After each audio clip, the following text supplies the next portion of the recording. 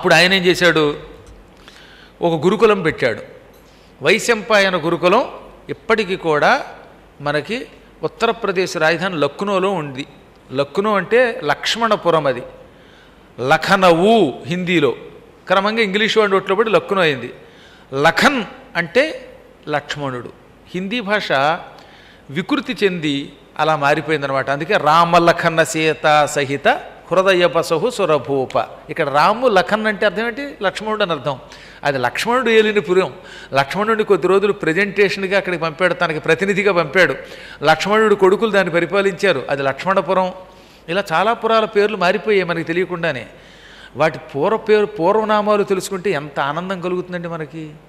అత్యంత ప్రాచీన కాలంలో వాటి పేర్లకి ఇప్పటి పేర్లకి ఎంత మార్పు వచ్చేసిందో అనమాట. అవి తెలుసుకుని అక్కడికి వెళితే ఓహో, ఒకప్పుడు లక్ష్మణపురమా, ఇది భరతపురమా, ఇదేమో ఈ పేరా, ఇవాళ ఇలా ఉందా అని తెలుస్తుందన్నమాట. అలాగే తిరుపతిలో బేడి ఆంజనేయ స్వామి అని ఉంటాడు. అక్కడ భలే ఉండేదండి పూర్వం, చక్కా కింద మెట్లవిని. దాని వెనక అతను ఎంత గొప్ప కథ ఉందనుకుంటున్నారు. అది మీకు ఇదివరకు హనుమత్ చరిత్రలో చెప్పాను.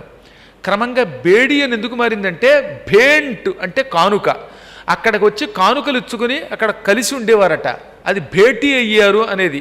ఆ భేటీ శబ్దం బేడి అయిపోయింది కొంతకాలానికి. ఇలా వికృతి మారిపోతుందన్నమాట. అలాగే హనుమంతుడు అవయవాలన్నీ వజ్రంలా దృఢంగా ఉంటాయి.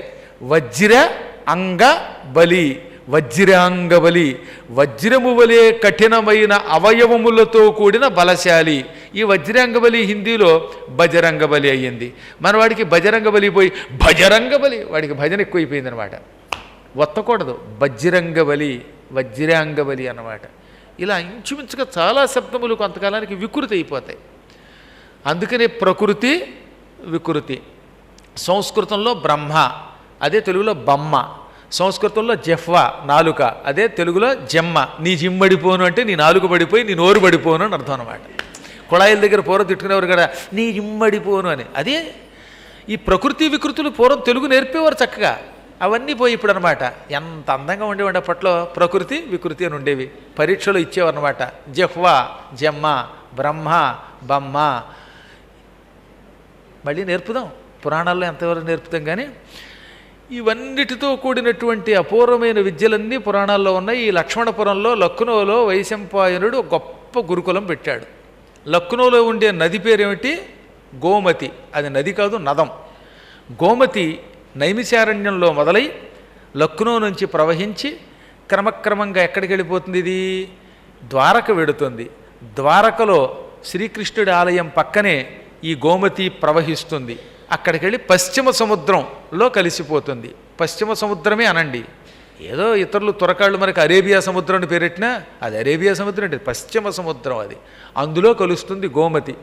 గోమతి నదము, నర్మద నదము, గోదావరి కృష్ణ మొదలైనవి నదులు. నదులకు నదాలకి చాలా తేడా ఉంది.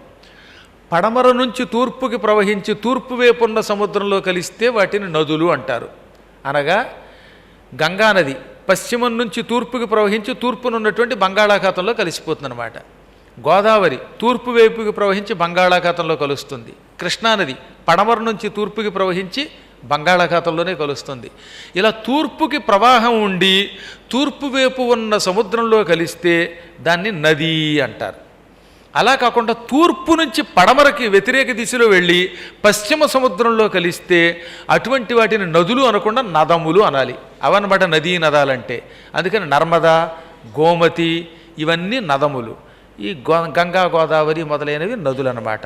అందులో ఈ గోమతి నద తీరంలో వైశంపాయనుడు అద్భుతమైన గురుకులం ఏర్పాటు చేశాడు. ఆ గురుకులంలో ఎంతోమంది మహానుభావులైన శిష్యులు తయారయ్యారు. ఈ శిష్యులలో ఒక అత్యంత ప్రతిభాశాలి ఉన్నాడు. ఆయన పేరు యాజ్ఞవల్క్యుడు. ఈ యాజ్ఞవల్క్యుడు గురువుని మించిన శిష్యుడే, గట్టివాడు. దాంతోపాటు కొంచెం అహంకారం కూడా ఉన్నవాడు. ఎప్పుడైనా గురువుగారు చెప్తే కూడా నేనెందుకు చేయాలంటట. అంటే ఓ స్థాయి దాటితే అప్పుడప్పుడు ఇలాంటివి వస్తాయి. గొప్పవాళ్ళు కనుక వాళ్ళు అలా ఉన్నా పర్వాలేదు, మీరు అలా ఉంటే చాలా ప్రమాదం.